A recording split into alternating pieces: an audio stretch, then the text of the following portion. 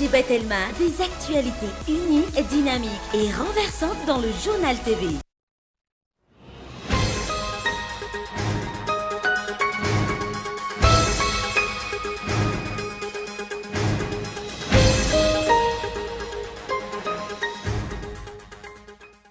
Tombazana hiditra an-tanety eo anelanelan'ny distrika Mananjara sy Manakara amin'ny 7 ora sy misasakal ny cyclone tropical Emnaty manoloana izany faritra maro manerana ny nosy no nahazo filazana fanerana miloko mena, maitso ary mavo. Amafisina ny fiara-miasa eo amin'ny Madagasikara sy ny banky iraisam-pirenena ahafahana mampandroso ny firenena. Eo no nisongadina nandritra ny fihaonan'ny Premier Ministre lehiben'ny gouvernemanta sy ny solitenan'ny banky iraisam-pirenena Androany. Ny daosan'ny fahafatesana Omaliany ary efa nampiakarina teto Antananarivo ho tsaboana ilay mpianatra ho manamboninahitra iray atao amin'ny Akmil Antsirabe. Mampametra-panontaniana ny fomba fitazaina ny ireo mpianatra ho ny fianakaviana izay mangataka fanadihadiana lalina. Mandidina ny 4 tapitrisa hektara isan-taona ny toeran'ny kilan'ny afo eto Madagasikara, ala avokoa ny 500 amin'ny izay. Ankoatran'ny fanamafisana ny fambolekazo, apetraka ny ivitoerana fanaramaso izay anome fivoaran'ny tebokafo isanandro.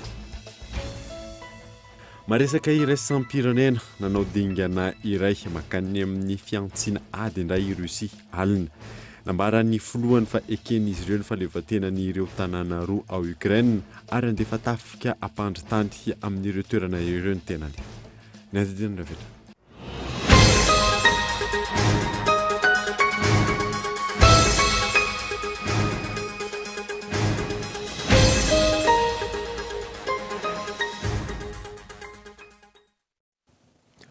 Finaritra tompolasy tompoko avy taona vaovao eto amin'ny École de Bec Manasanoara anaraka izany hatramin'ny farany.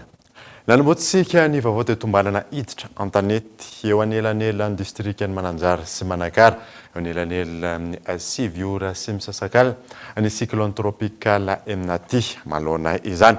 Faritra maro no nahazo filazana fanarana miloko mena, maitso ary mavo. Ny larana efsa. Tany amin'ny 420 kilometatra antsinanana somary avaratra antsinanan'ny Mananjary no nisy ny foibeny Emnaty.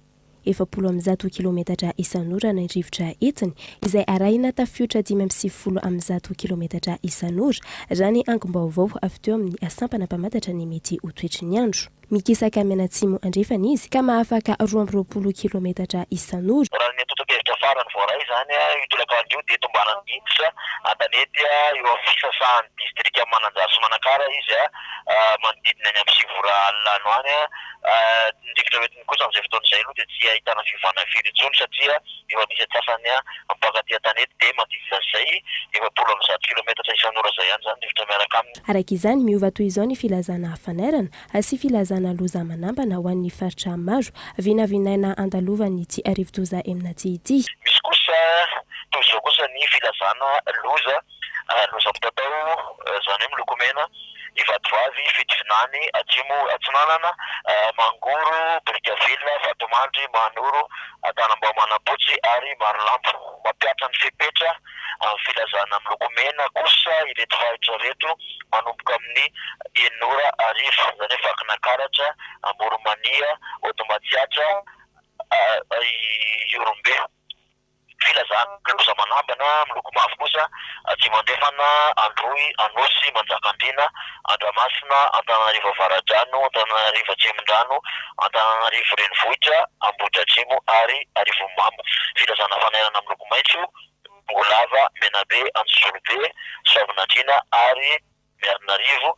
Entanina trany araka izany henimponina voakasika ny fandalovana ity rivo-doza ity mba hanaraka antsaka sy andavany ireo toromarika omeny ireo manam-pahefana isa tokony hamakivaky ny an-tanety i Emnaty ary ho vinavinaina hivoaka an-dranomasina any amin'ny lakan-dranon'ny Mozambika any amin'ny faritra Androy Rampitso alina. Amtombo hatrany ny herin'ny rivotra sy ny rotsakorana any Manoro, Mananjara ary Manakara tamin'ity androany ity araka ny fampitambavao any an-toerana. Maherin'ny arivo ireo nafindra toerana sy raisiny any amin'ny site d'hébergement ao Manoro. Fanentena.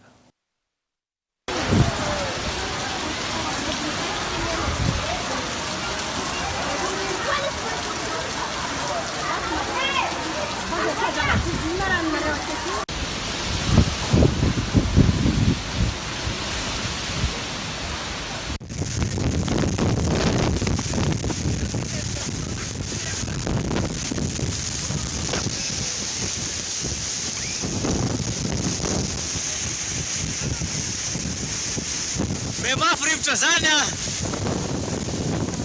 be miakatra rano.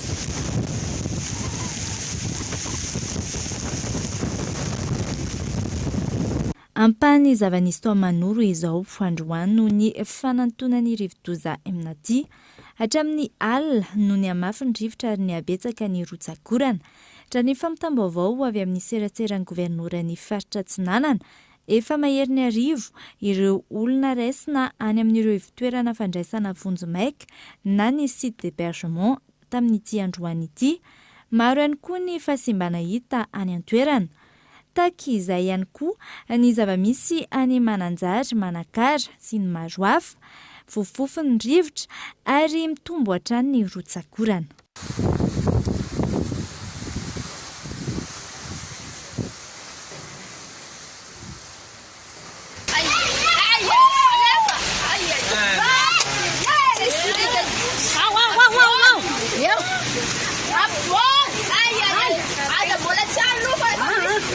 Manguraka izy ao.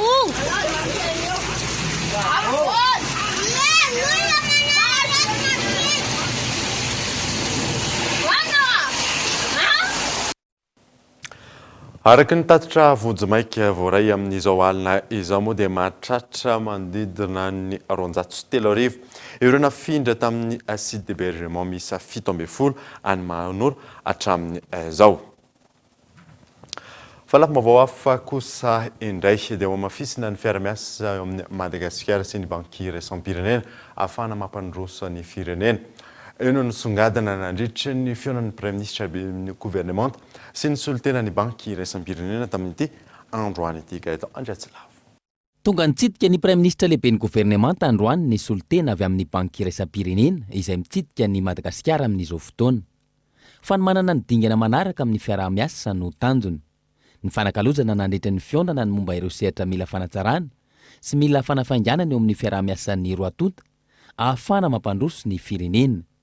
Isan'izany ny resaka fotodrafitrasa, ny fampianarana, ny fahasalamana, ny fiahinan'ny mponina, ny fitaterana, ny fambolena ary ny mahakasika manokana ny faritra Atsimon'ny Nosy.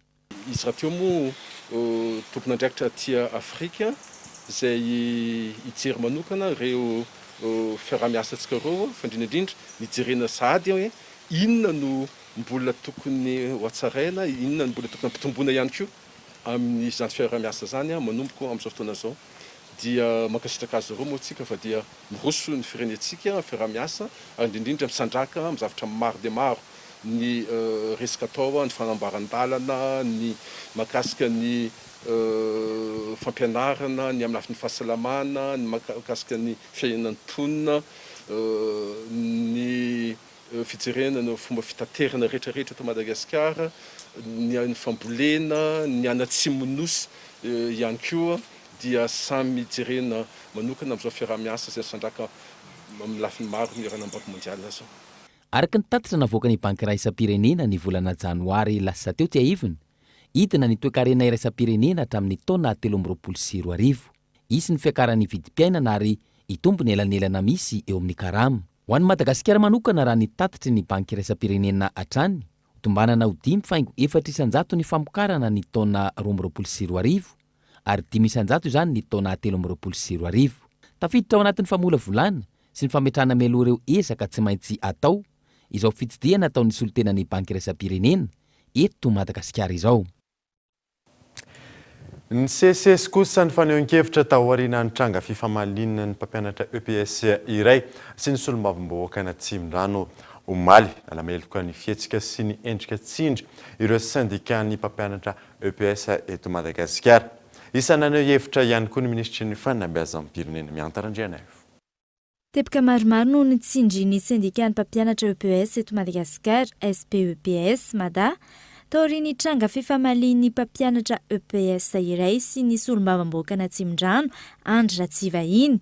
Araka ity fampitam-baovao navoakan'izy ireo ity, manameloka ny fietsika sy fiteny izay nataon'ny solombavambahoaka io ary nambaran'izy ireo fa miendrika tsy fanajana sy fijabahana amin'ny asan'ny mpampianatra EPS no nataon'ny solombavambahoaka ity. Tseken'izy ireo ihany koa raha ny fanambarana ny tsindry azo lena atao amin'ny mpanabe amin'ny endrika rehetra na avy amin'iza na avy amin'iza ary nampitandrina mialoha izy ireo amin'ny tompon'andraikitra izay mieritreritra hanao fihetsika hafahafa amin'ity tranga ity. Tamin'ny tranga omaly, nisesesy araka izany ny faneho-kevitra na teny amin'ny tambazotra Tserasera na teny anivon'ny fiarahamonina teny mikasika indrara iny. Isan'ireo nitondra ny fomba fijeriny sy naneho ny heviny ihany koa ny ministry ny fanabeazam-pirenena tamin'ny kontiny teo amin'ny tambazotra Tserasera.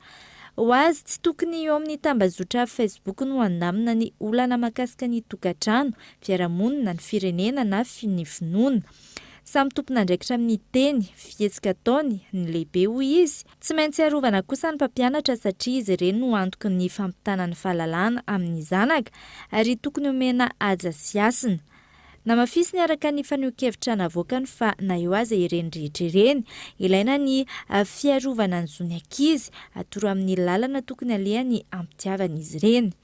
Nitondra fanazavana tamin'ny kontiny amin'ny alalan'ny direkta ihany koa moa androany ny solombavambahoaka Andry Ratsivahiny, ankoatra ny fanazavana ara-taratasy noentiny. Nanambara ny tena ny fa nisy ny fahadisoana nataony saingy tsy nanenina tamin'ireny fiarovan'ny zanany ireny izy. Izany vaovao misongadina ihany koa dia endosany fahafatesana omaly ihany rehefa nampiakarina teto Antananarivo Otsabony ilay mpianatra ho manam-boninahitra iray atao amin'ny Akimila Antsirabe mampametratra mpanontaniana ihany fomba fitazana ireo mpianatra ho ny fianakaviany izay mangataka fanadihadiana lalina. Gaëtan Andriatsilavo. Ny zoma lasa teo no fidirana ho an'ireo mpianatra ho manam-boninahitra andian'ny faha 520. Ahitana tovolahy misy 520 ary vehivavy misy 5. Omaly tokony tamin'ny 12 ratoandro. Ny ainga tany Antsirabe ka niazo ny ominy mpianatra ho manam-boninahitra iray no niratra nahazo azy. Tamin'ny 3 ora sasany no tonga teny amin'ny hopitaly. Tokony ho 5 minitra taorian'ny natongava ny rano fanazavana. Tsy tana intsony ny ainy. Mampametra-panontaniana ny fomba fitazana ny mpianatra hoy ny fianakaviana. Mampiraka panontaniana satria feno ratra ny tongony, ny lohaly, ny tanany, mandeha ny sofiny ka nametraka fanontaniana tamin'ireo manam-boninahitra izay nanoloananay izay hoe io sekoly fanomanana manam-boninahitra io hoe dia zao no vokany satria ny zanakay matona alefanay tany mba fiertenay ray aman-dreny mampiditra ny zanakay any amin'ny sekoly izy moa gasy ray aman-dreny gasy manana zanaka ka tsy ho faly raha tafiditra any le zany nefa mametra-panontaniana izay hoe tena tokony hidirana ve izany sekoly zany dia farany teninay moa dia hoe ny fahoriana moa efanay any maty efanay fa aperakay aminareo manam-boninahitra aperakay amin'ny fahendrenareo fanadihadiana zao zavatra an'seho eo satria zavatra mampalahelo zao eto amintsika eto Madagasikara eto.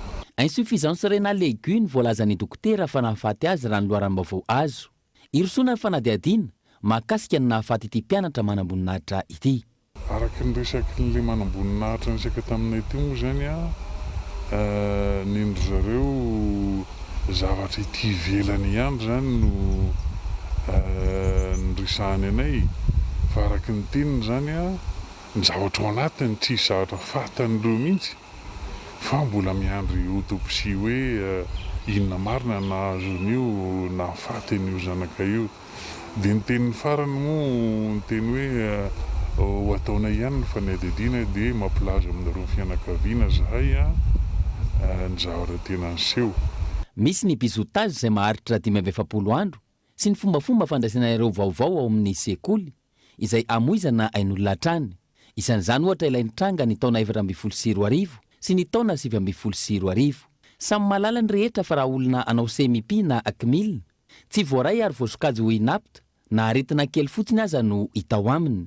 Andrasana ny toy ny raharaha sy ny vokatry ny fanadihadiana mahakasika ity tranga ity. Tsy ekena kosa ny tsy fanarahan-dalàna maro hita tamin'ny fampiasana ny vola izay niatrehana ny avalina aretina Covid-19 ny taona 2020 ho ireo firaisamoam-pirenena tamin'ity androany taorian'ny fanambarana izay nataon'ny Cour des comptes. Ny laharana Efson. tsy ekeny ny fiarahamonim-pirenena sy ny vahoaka malagasy ny tsy fanarahan-dalàna maro hita tamin'ny fampiasana ny vola nentina ny atrehana ny valanaretina covid-19 ny taona 2024 navoaka ny Cour des comptes ny 18 febroary 2024 dingana iray amin'ny fampiroboroboana ny fangaraharaana sy ny tamberina andraikitra eto Madagasikara ny famoahana intatitra iny hoy ireo fiarahamonim-pirenena nanao fanambarana androany. Tsaokevitra miisa 5 no hita fa tsy tomombana tamin'izany tatitra izany hoy ireo fiarahamonim-pirenena. Tsy afa-manarona ny rehetra ny amehana indrindra ny fanodikotonam-bola. Ny fiadidinan'ny Repoblika dia mialokaloka foana amin'ny resaka amehana rehefa namaly ireo lohahevitra notsongain'ny fitsarana misahana ny kaonty. Raha toa ka fandraisana fanapa-kevitra sy hetsika maika no nandrasan'ny vahoaka tamin'izy ireo, kanefa izany dia tsy afaka manamarina velively ny fitantanana tsy araka ny lalàna, tsy ampahamarinana ny volam-panjakana. Ny fampandehanana ny komity mitantana ny PMDU izay tsy sasatra ny fiaraisam-pirenena no tahaka izany dia tokony nahafahana mife ireo fioara-pefy tsikaritra ireo ary indrindra ihany koa nahafahana ny aran-dinka izay tokony ho lahara-pahamehana. Nateo aza ny ezaka nataony akaonty amin'ny famoahana io tatitra io, angatahana ny famoahan'ny fitsarana misahana ny kaonty ireo tatitra ny fitsirihana 3 ambiny izay tsy mbola nasipantsina. Ao ihany koa ny sosikevitra narosin'izy ireo. Sosikevitray no ireo voalaza rehetra ireo dia mangataka izahay ny amoahan'ny fitsarana misahana ny kaonty ireo tatitra fitsirihana 3 ambiny izay tsy mbola nasipantsina. Ny fandraisana andraikitra sy ny fandrindrana ireo OCFP sy ireo fitsarana mahefa manodidina ny tsy fahatomombanana hita amin'ny fitsarana misahana ny kaonty mba ahafahana manasazy ireo tsy fanaran-dalàna rehetra hita mba hifanindran-dalana amin'ny zavatra andrasan'ny vahoaka, mba samy andrainy andraikiny araka ny tokony izy avy ireo mpisehatra rehetra ka amin'ny alalan'ny komity mpitantana ny PMDU no ahafahana ampiasa ny vola hiatrehana ny COVID-19. Mangataka fangaraharaana bebe kokoa momba ny fanamboarana ny CVO ary ihany koa ny tatitra ara-bolan'ireo orinasa tafiditra amin'izany fanamboarana izany. Ratsaivina ny 18 febroary lasa teo no namoaka ny tatitra ny fitsirihana ny fitantanam-bola mikasika ny ady tamin'ny COVID-19 ny fitsarana misahana ny kaonty ny ministera ny fitsarana. Mbola misy ireo tatitra izay andrasana ny famoahana azy raha ny nambarany ireo fiarahamonim-pirenena ahafahana mampiroborobo ny fangaraharaana sy ny tamberina andraikitra eto Madagasikara. Tontolon'ny fahasalamana kosa indray dia miantso ny mpitsabo tsy ankanavaka indrindra ny tsy miankina anampy amin'ny fandraisana antanana ny marary sy ny maro hafa voakasika ny rivodoza ny holafitry ny mpitsabo eto Madagasikara. Tokony ho tazana ny fiaramentana raha ny fanazavana azo Everishara. Vohinkava mahatratra eto amin'ny tany sy ny firenena manoloana ny fandalovan'ny rivodoza maro. Miantso ny fianakaviam-ben'ny mpitsabo indrindra ny avy amin'ny sehatra tsy miankina hifanohana amin'ny mpiarabelona. Indrindra ny mila vonjy azy ireo no lafitry ny mpitsabo eto Madagasikara.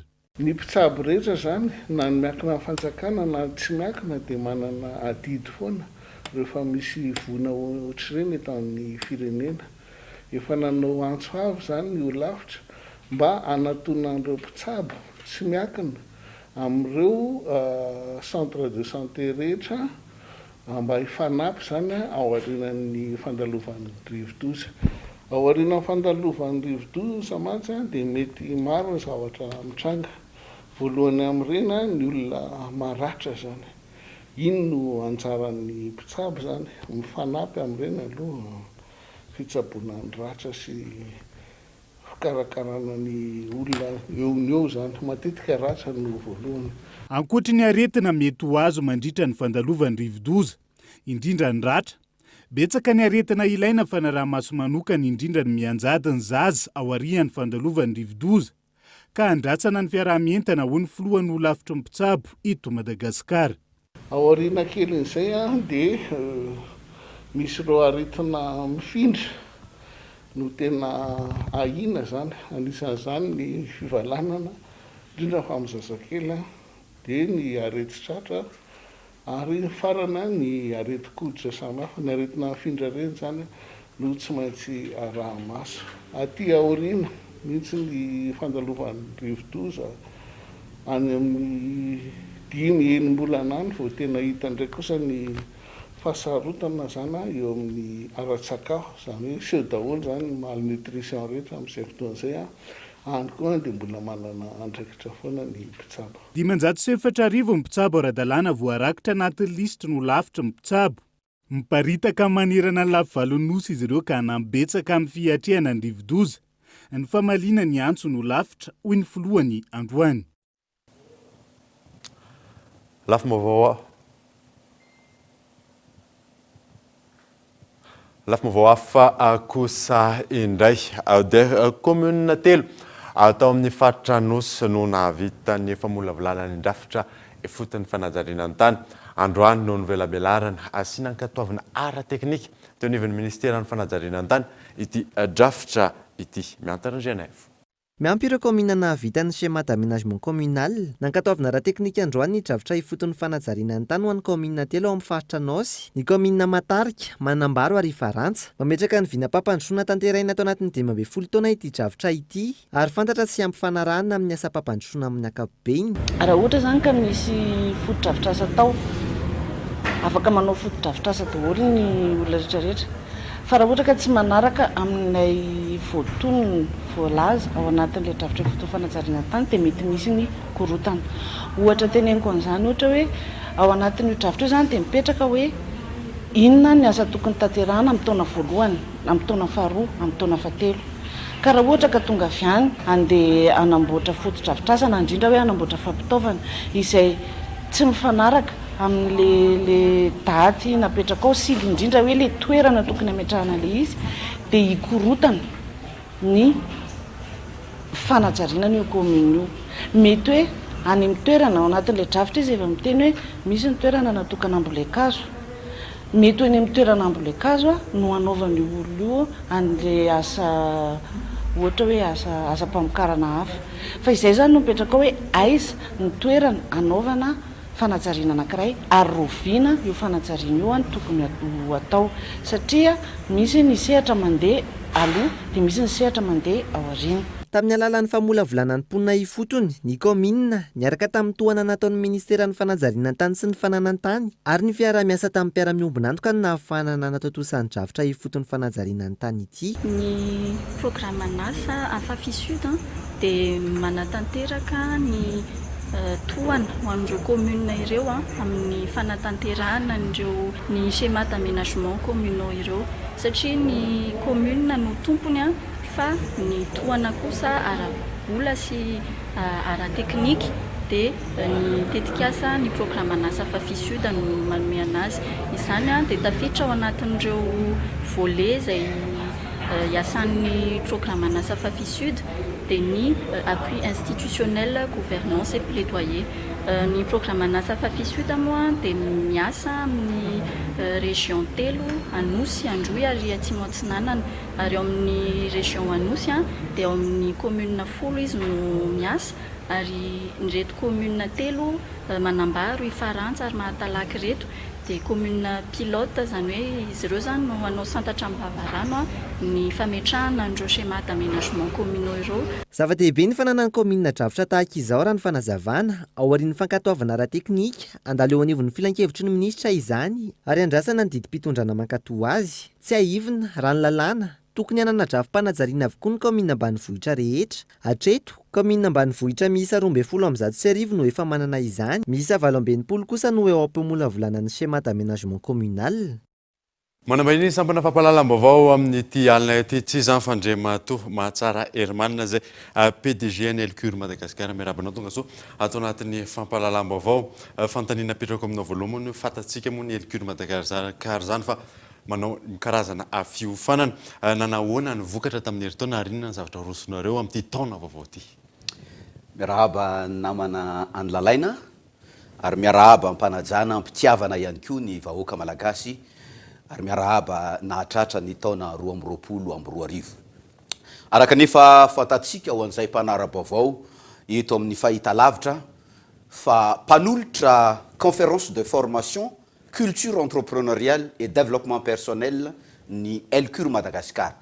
Ary azoko lazaina fa voalohandohany ny voyany zany teto amin'ny fahitalavitra ary teto Madagasikara ny Elcure Madagasikara. Nandritra ny taona 2022 dia teo amin'ny 500 eo nisan'ny olona niofana nandritra n'iny taona 2022 iny.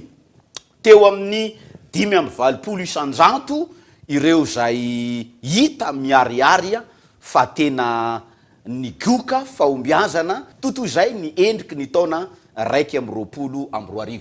Amin'ity taona 2022 ity anomboka amin'izao mois de mars izao ny fanolorana indray ampitiavana mpanetentena ny conférence de formation culture entrepreneuriale et développement personnel atao mba anofanana ny mpandray anjara mba ho tonga mpandraharaha matianina eo amin'ny sehatra rehetra izay iasanareo.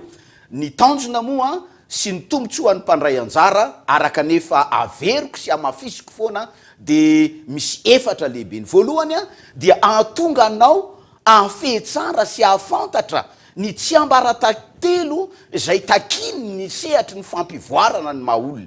Ny faharoa dia anomezana toromarika sy haitao ho an'ny mpandray anjara mba ahita fomba tsaratsara hatrany anatsaranao ny fomba fitantananao sy azahoanao mampandroso ny orinasa izay natsanganao. Ny fahatelo dia ahatonga ny mpandray anjara ahazo ireo paikady ireo dingana tsy maintsy arahana mba azahoanao manatratra ny tanjonao. Ny olombelona tsiraray avy dia tokony anana tanjona misy tsy ambaratelo, misy paikady tsy maintsy ananana ahafahana manatanteraka an'izany. Ary ny faefatra farany dia anomezana toromarika arakasa ho anareo zay mety mba maniry teo mpandraharaha nefa tsy fantatra hoe inona moa ny mety aminao na inona ny tokony ataonao. De manasanao aho andray anjara amin'ity conférence de formation culture entrepreneuriale et développement personnel omeny Elcure Madagasikara ity. Andoavam-bola izy ity azadiny fa ny fahombiazana dia tsy maimaim-poana fa misy ezaka avy any aminao. Ary mariako eto fa amin'ity taona 2022 ity de miakatra ny frais de formation ny culture entrepreneuriale. Rovina sy rovina sy ina ny ataon'ny mpandray anjara te handray anjara amin'io conférence io. Iny tompoko.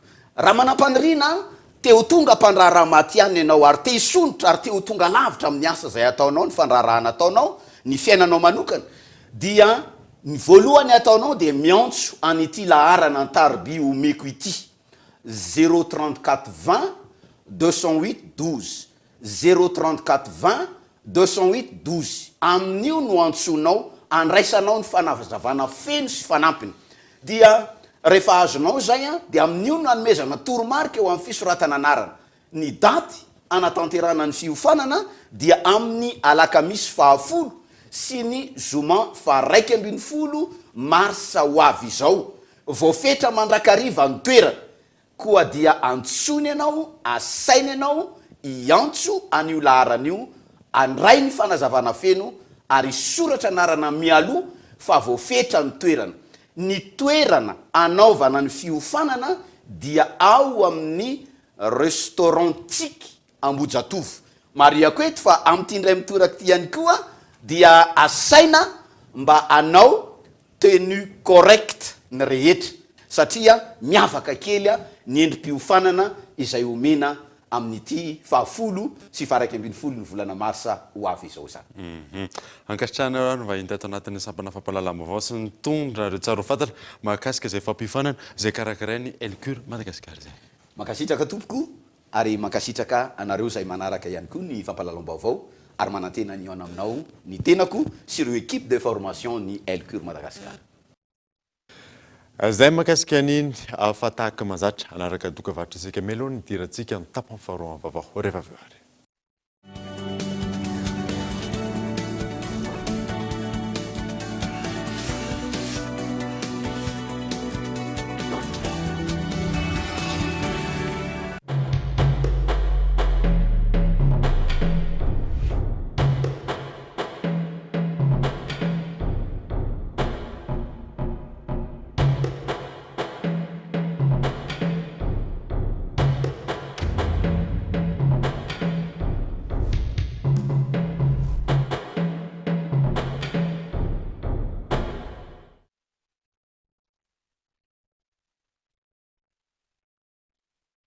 Le CNAM Madagascar vous offre une possibilité d'acquérir un diplôme international qui vous ouvre les portes dans le monde. Formant les plus hauts placés des administrations, CNAM vous propose plus de 658 parcours niveau bac à bac plus 8. Réussir, apprendre, innover. Faites partie des plus grands et visez plus haut. Inscrivez-vous pour le nouveau semestre. www.cnam-madagascar.g 67 hectares, maison des produits, 6e étage, Antananarivo 101.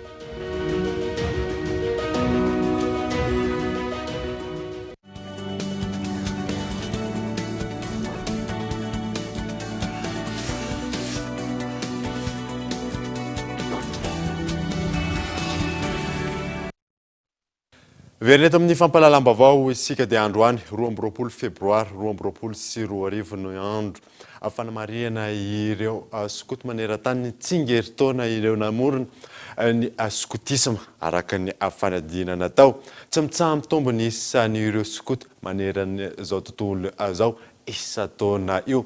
Etsika manokana teny Ankatso kosa nanamariana ny afraisan'ny skotisma eto Madagasikara izany tamin'ity androany ity fanadina. Andro iraisam-pirenena ho an'ny skoto maneran-tany ny 12 febroary, isan'ny fanabeazana mitondra vokatsoa ho an'ny tanora izy io. Mifameno ary mifanampy amin'ny fanabeazana ny an-tsekoly ny fanabeazana eo anivon'ny skoto. Manabe ny tanora sy ny ankizy eo amin'ny lafin'ny fivoarana ara-toetsaina, ny toe-batana ary ny fitondran-tena ny fanabeazana ao amin'ny skoto. Ny fanabeazana skoto dia misy ifandraisam-be dehibe amin'ny fanabeazana izay atao any an-tsekoly. Satria ny fanabeazana skoto dia manabe olombelona feno. Zany hoe ny fivoarana rehetra misy amin'ny maha-olona dia hita daholo ato anatin'ny fanabeazana skoto. Noho izany tena mifameno tanteraka ary tena mbola betsaka zany hita ty anatin'ny fikambanana skoto no nita ny ampianarana satria raha mahitsika any ampianarana dia matetika dia mampianatra fotsiny ilay taranja hoe ity taranja malagasy, ity taranja frantsay, ity taranja zao fa eto aty amin'ny fikambanana skoto zany dia mampianatra mihitsy hatramin'ny toe-tsaina, toe-tena, ny fihetsem-po, ny fitondran-tena ary ny fomba iainana ny zavatra rehetra izay entina ampiarina ny anivon'ny tokantrano sy ny anivon'ny fiarahamonina. Ankilan'izay ho an'ny skoto zazavavy, ny 12 febroary no andro maneran-tany ho an'ny fifampahatsiarovana, tsy aivina. Ny 12 febroary no nahaterahan'ny Lady Olave izay vadin'ny Baden-Powell izay isan'ny namorona ny skoto zazavavy. Ny etsika ataony androany moa zany dia etsika fankalazana ny andron'ny mpanorona, zany hoe i Baden-Powell sy Olave dia ho an'ny skoto zazavavy izy dia andro maneran-tany amin'ny fifampatsiarovana. Dia amin'ity anio ity zany izay ety amin'ny mpianatra Ankatso, zany hoe ny fédération skotisme mpianatra Ankatso dia mivondrona eto amin'ny esplanade izahay manao etsika sy fanentanana momba ny skotisme eto Madagasikara. Dia izahay eto ahitana ny fanilo, ny antily, ny kiady, ny mpanazava ary ny tily. Raha oharina amin'ny teo alohaloha zany dia mahery ny mpanazava fotsiny zao ohatra no isaina dia efa tonga hatrany amin'ny 10 000 membres mahery any izahay. Raha miaraka amin'ny tily izy dia efa mety tonga 50 000. Dia zany hoe raha mitambatra daholo zany fédération skotisme mety efa mahendrika maromaro ihany. Voasokazo isan'ny fikambanan'ny tanora lehibe sy maro mpikambana indrindra eran-tany ny fikambanana skoto. Dia mahakasika ny tontolon'ny skoto izay hatrano andraisantsika vahiny amin'ity alina ity miaraka amin'ny Henri Florian tenako amin'izany ary omeko azy avy hatrany ny fitenenana. Ho anareo tompon'andraikitra eo anivon'ny fraisan'ny skotisme malagasy amin'ity androany tena ankalazana ny tsingeritaona naterahany Baden-Powell izay mpanorona ny skoto. Inona no lohahevitra iombonany skotisme maneran-tany, ahoana mety hoe fampiarana izay ho antsika eto Madagasikara? Voalohany dia faly miarahaba ny mpanaraka ny Kolo TV anisy tokantrano tsiraray avy any. Marina tokoa androany no mankalaza ny tsingerinandro naterahany Baden-Powell izay ray mpanorona ny skotisme maneran-tany. Tsy izy rery ihany fa ny vadiny koa Olave Somes tovy ny tsingerinandro naterahany izy ireo. Tamin'ny taona 790 niteraka tany Angletera ny skotisme, efa eo amin'ny 100 taona mahery eo mipakatra te Madagasikara. Taorianany reny fandalovany valinaretina Covid-19 maneran-tany reny izay nampiova ny rindram-piainan'ny fiarahamonina amin'ny ankapobeny dia nisy tokotoko ny isa-tokantrano isa-pianakaviana ary be dia be ny zavatra tsy nivelatra na nikatona na tsy nandeha mihitsiny. ho an'ny scoutisme mondial zany dia vanim-potoana zany zao a ivoizina ny loha hevitra hoe reconnexion globale zany hoe andehantsika ifaindraindray amin'ny fiarahamonina amin'ny ankapobeny mba ahafahantsika mitondra fahazavana mitondra fampandrosoana ary mitondra fiadanana ho an'ny fiarahamonina misy atsika tsiraray avy dia tsy vitany hoe miteny fotsiny moa zany fanaovana asa firotsahana dia ny asa firotsahana eo amin'ny fiarahamonina fikajiana ny tontolo iainana fikajiana ny rano ny fanabeazana amin'ny ankapobeny amin'ny fanabeazana anazy zay masahany any maha-olana ny vatana saina ary ny fanahy ho antsika to Madagasikara manokana manodidina ny fireveo moa zany ny scout eto amintsika amin'izao fotoana zao ahoana koa ny endriky ifandraisana ataontsika hoe fanabeazana eo anivon'ny scout satria maromaro ihany ny fiangonana manana scout sy ny sehatra maro samihafa raha ny scout manerana Madagasikara moa zany amin'izao fotoana zao a ny lahy sy ny vavy mitambatra dia teo eo amin'ny ray hetsy eo tsika ny lehilahy moa zany no tsela zay nanao ny fanisana ny isan'ny mpikambana dia eo amin'ny 4,5 eo zany zay marihana fa manana taham-pitomboana zany tsika eo amin'ny 500 isa-taona eo aty Afrika itsika dia laharana fahadimy amin'ny isan'ny olona ary ny tsy vitany hoe fahadimy amin'ny isan'ny olona fa manana ihany koa tsika politika mpanabeazana mamaly ny filany ny fanabeazana ny tanora malagasy io na ho an'ny lahy io na ho an'ny vavy mbola ilaina ve ny scoutisme zany eto amintsika mbola ilaina ary tsy gaga tsika raha mivelatra eo anivon'ny fiangonana ny scoutisme satria akoatra ny fitazam-panahy dia hoe ny fitazana ny maha-olona ho an'ny katolika dia misy ny navavy fanily Madagasikara sy ny antily Madagasikara ho an'ny fiangonana protestanta dia misy ny mpanazava sy ny tilety Madagasikara dia misy an'ireo namana laïque mikady Madagasikara zay éducation pluraliste ry zareo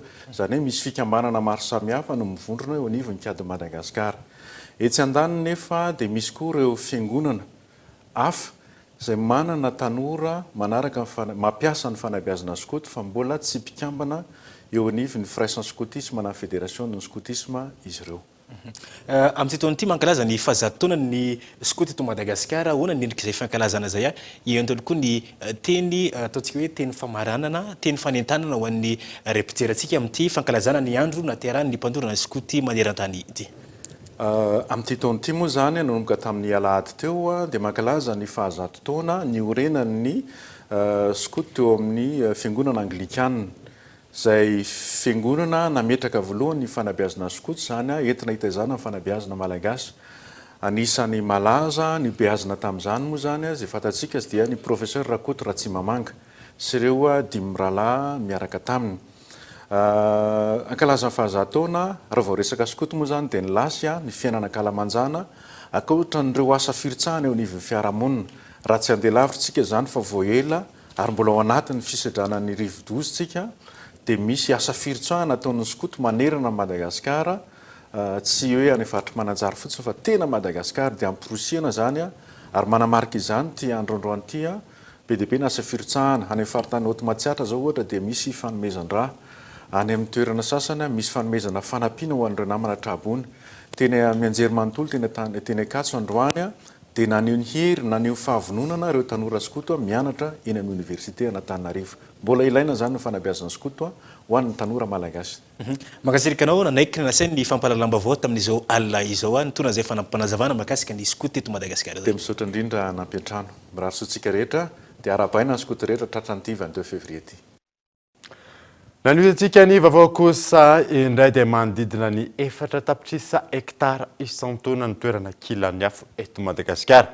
alafoko ny 500 amin'izay akoatra ny fanamafisana ny fambolekazo napetraka ny ivitoerana fanaramaso izay anome ny fivoaran'ny tebokafo isan'andro Yves Richard tsy mbola voafeny doroala sy ny doro-tanety eto Madagasikara araka ny tarehimarika navoaka ministera ny tontolo iainana sy ny fandrosoana Lovainjafy mananika ny 4 hektara isan-taona ny toerana kilany afo bozaka manahitra ny 7 isan-jato raha toka velaran-tany rakotrala ny 5 isan-jato manodidina ny 4 hektara isan-taona ireo toerana may eto Madagasikara manam-pikasany Madagasikara ny andrakotralan'ny Madagasikara ao anatin'izay 5 alina sy 1 hetsy hektara eo ny fambolekazo zay everina ho tratrarina amin'ity taona ity raha ohatra ka mainy iray hetsy hektara 5,000 hektara fotsiny zany sisa no ambony tao anatin'le ezaka fandrakofanala ny Madagasikara. Raha ny tanjon'ny Madagasikara hatramin'ny taona 2024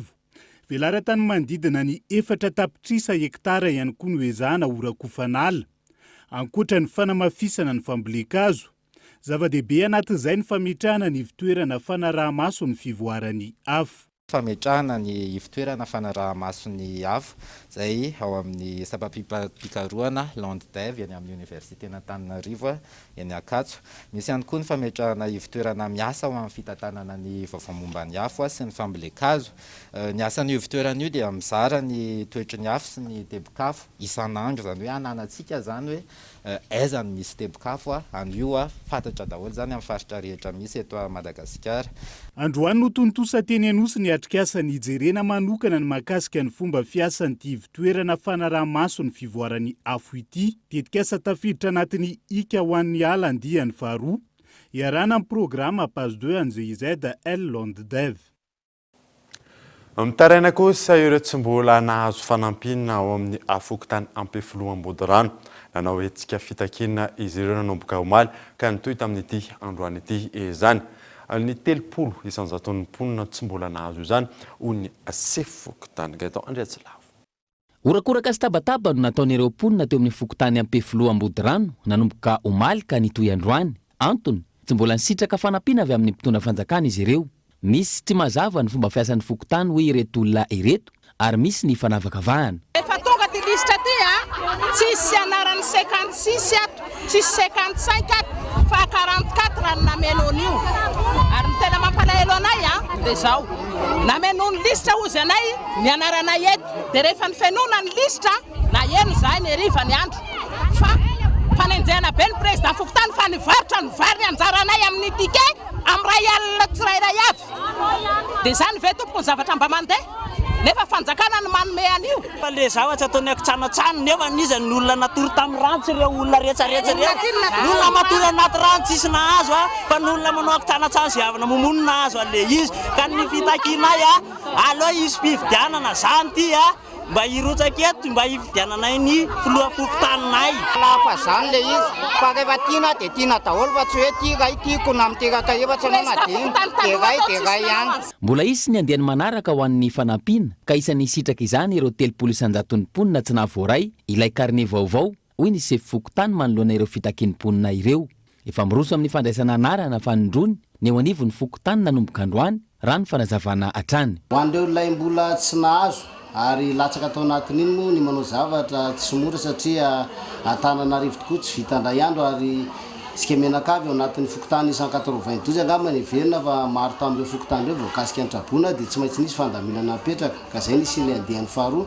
Ho an'ilay andiany faharoa zany dia mbola isy ihany koa fandraisana anarana ho an'ireo tsy manana karne satria ao anatin'ilay trabona misy tsy manana ilay karne vaovao dia ezahana ho raisina zany manomboka amin'ity andro an'ity ity anivon'ny fokotany. Ny atony tsy nahazona karne angamba tsy dia niakina loatra taty amin'ilay fiarahamonina fefa nisy ny fanomezana ny anaran'ny tsirairay avy teny voafokotany fandikana ny registre moa zany tamin'ny fanaovana ny karne vaovao nefany ny somary nisy ny mbola latsaka dia ny fitondram-panjakana moa zany efa mpikarakarana an'izay fa efa ho avy tsoera le fanampy no an'ireo tsy manana le karne zany. Raha ny nambarany filoha misitraka fanampiana avokoa ny vahoaka rehetra na ireo traboina na tsy maintsy misy anefa ny fandaminana ahafahany isa-tokantrano misitraka izany araka ny tokony ho izy. Ho an'ny Tomasina kosa isika dia miaina ao anatin'ny fahatapahan-jiro mandritra ny fotoana tsy voafetra ny ao Tomasina amin'izao fotoana izao na andro na alina saika tapaka avokoa ny herinaratra ao amin'ny toerana. Erino Razafimanana. Mikorotana tanteraka ny famatsiana herinaratra ao Tomasina ao amin'izao fotoana izao. Ankoatra ny délestage mandritra ny fotoana mahabe mpampiasa ny herinaratra izay nena azovahana tato ato. Mateti-piavy ihany koa ny fahatapahan-jiro faobe amin'ny fotoana sy fetra tsy voafaritra. Vokatry ny fahasimban'ireo foto-drafitrasa maro ampiasain-jirama toy ny ao amin'ny tompam-pamokarana herinaratra ao Volobe sy ny faharavany tambazotra mitatitra sy mitsinjara herinaratra no tena fototry ny olana raha ny nambara ny tompona andraikitra. Ny ena ihany koa ny tosiky ny famatsiana herinaratra avy amin'ny Enelec izay isan'ny mpamatsy betsaka ny herinaratra ao an-toerana. Ny zava-misy eto Toamasina dia orinasa tsy miankina no manome ny herinaratra ampiasaitsika eto Toamasina. Raha ny tokony ho izy ny orinasa tsy miankina Eneleka dia tokony manome 2.3 mégawatt antsika raha ny fifanarahana misy eo amin'ny Jirama sy ny Eneleka. Ny zavatra misy anefany dia ny Jirama no mameno ny banga satria mbola tsy tody any amin'izay 2.3 mégawatt zay tsika. Ny zava-mitranga ankehitriny dia misy tsy fahatombanana ny milina ao amin'ny Eneleka dia 3.0 mégawatt sisa no azo ny Eneleka omenantsika. Tsy alina tsy atoandro matratratra any amin'ny adiny 4 farafahakeliny fahatapahan-jiro ao Tomasinao.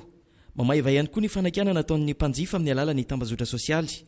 Hatreto tsy mbola misy azo antenaina ny vokatra avy any Volobe raha tsy efa milamina tanteraka ny toetry ny andro mba hanampiana tosika ny famokarana ao amin'ny Jirama raha ny fanazavana trany. Nanome fotoantsika tamin'ny fandalovana Andriamatoa Prime Ministre teto ny amahana ny olana na avy aty aminay Jirama na ny avy eo amin'ny orinasa Eneleka.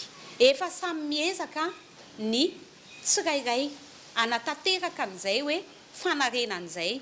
Ity anefany ho avy indray ity cyclone manaraka na ity rivotra be ity fotsiny raha dia efa mampitaintaina hoe ahoana indray anahoana indray tsika.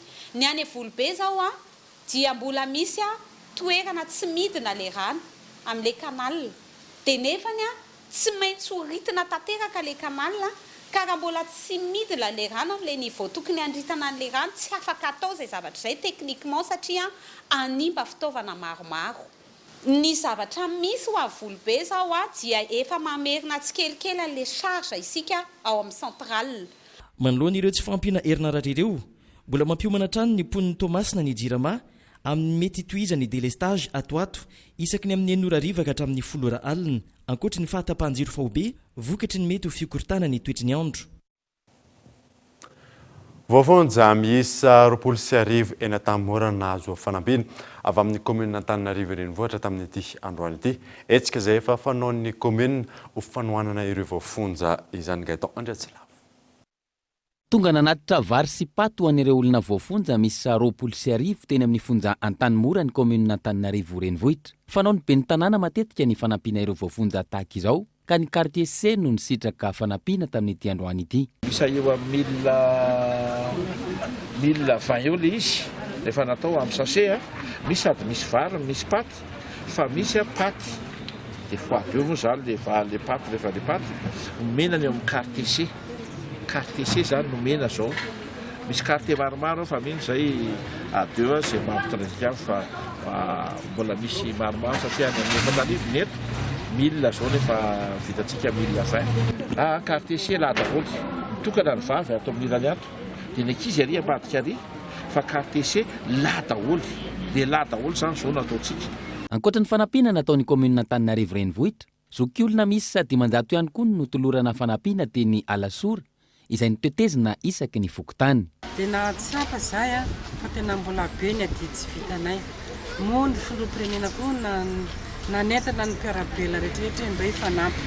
Dia mbola vonona zay hifanampy dia androany zay dia nisafidy ny fokotany Alasora. Ireo zokiolona aloha nantsonay tamin'ity fotoana ity fa amin'ny herinandro ndray zay mbola hiverina aty ho an'ireo saraba be bahoaka. Aorian'ny Alasora isy ny fanampiana ireo mponina Initosy, Ambodrapeto sy ny fokotany hafa. Fokotany misy 520 no tetezina hanaterana fanampiana arak'izay eo ampelantanana. Mitohy arak'izany ny tolo-tanana sy ny fanampiana ireo mpiarabelona no ny fasairanana sy ny fahavoazana nateraky ny rivo-toza. Trangam-piarahamonina kosa indray dia dahalo mirongabatsy no nanafika fiara tsy mataho-dalana iray izay azo an'ny Maintirano. Lehilahy iray no voatifitra ateo amin'ny tanàna nandritra izany ary efa niraisina ny tanàna amin'ny hôpitaly be an'ny Maintirano ankehitriny. Gaëtan Andriatsilavo. Ny maraina teo tokony ho tamin'ny 7 ora, fiara tsy mataho-dalana iray no notafian'ny dahalo raha avy any amin'ny commune na ambanivohitry Betanantanana, iazo ny commune na ambanivohitra Maintirano. Olona 4 ny tao anatin'ilay fiara. Vokany lehilahy iray ny voatifitra teo amin'ny tanany ka tapaka ny taolana. Raha ny fijoroana vavolombelona nataon'ireo voatafika, dahalo misa 4 misarotava miaraka amin'ny fitaovam-piadiana mahery vaika no nanafika azy ireo. Tonga teo amin'ny radie faharoa avy agny Betanatagna voaka le zalahy raiky zay mitondra basy kalaky izy. Rehefa teo zahay ampita vara sy ny radi dia nivoaka izy bakagny mitondra kalaky. Mijanona izy dia soferany moa tsy mijanona fa somary niala kely avao. Dia camion koa aloha, camion Nordine. Zaho zany mijery an'le zalahy hitako izy mitondra kalaky. Tareny moa tsy hitako satria misaritava izy. Fa zaho nandry zany nandry amin'ny sofera anakary tagnako tareka kely tagnako ty. Zaho moa safotra be ho tsy nahatsaro tena dia tsy haiko zavatra voamako. Sofera amizay ro niteny hoe tapaky tagnanao ramosay. Efa manaraka fitsabony any amin'ny hôpitaly Beny Maintirano ireo voatafika ireo amin'izao fotoana. Miroso amin'ny fanadihadiana ihany koa ny FIP ao Maintirano manoloana ity tranga fanafiana ity. Resaka iraisam-pirenena kosa indray dia nanao dingana iray makany amin'ny fiantsinahady indray Russie alina. Nambaran'ny afoloany fa eken'izy ireo ny fahaleovan-tenany ireo tanàna roa ao Ukraine ary andefa tafika ampandritany amin'ireo toerana ireo ny tenany fanadina. Miazakazaka ny toedrara ao Russie sy Ukraine amin'izao fotoana izao. Alina nanao fanambarana miendrika fiantsina ny filoha Rusiana Vladimir Poutine. Nankatoavany ireo faritra roa separatiste pro-russe Donetsk sy Luhansk any atsinanany Ukraine ary romeny lalana ny tafika hiditra ampandritany. Hitako fa zava-dehibe ny fankatoavana avy hatrany ny fahaleovan-tenan'ny République populaire de Donetsk sy ny République populaire de Luhansk. Narahina fanambarana antsoratra izay mandefa ireo andia tafika hiditra amin'ireto faritra roa ireto ity fanapa-kevitra ity. Tsy ny andrela ihany koa ny valikafatra avy amin'ny filoha Ukrainiana taoriana ny fanapa-kevitra io ary nanamafy fa manana ny fiandrianany ny fireneny. Eto amin'ny taninay izahay tsy matahotra an'izaniza ary tsy manana didy amin'iza na iza ka tsy hanome inona na inona. Miantso ireo firenena namany anio mazava ny fanohanany ihany koa Ukraine ary andray fanapa-kevitra aingana sy ampisainana mifanaraka amin'izay. Hatreto mandroso miditra amin'ny faritra Ukraine ireo tafika Rosiana amin'ny fomba mivantana sy ankolaka maro samihafa. Misy hatrany ny fivoriana tsaikato ataon'ireo firenendehibe momba ity raharaha ity miezaka ny mitady vahaolana saingy hatreto tsy hita ny marimaritra iraisana. Maro ny sazy arangarangan'ireo firenena tandrefana toa ny Etazonia entina ampitandremana ny Rosia sy sorohana ny fifandonana. Raha ny toedrara any amin'ireto firenena roa ireto amin'izao fotoana izao samy vonona miantrana mbavabasy ireo tafika miaraka amin'ireo fitaovam-piadiana mahery vaika. Dia izay mamana vaovao tamin'ity androany tengatrano manaraka izany soava tsara atao tompoko.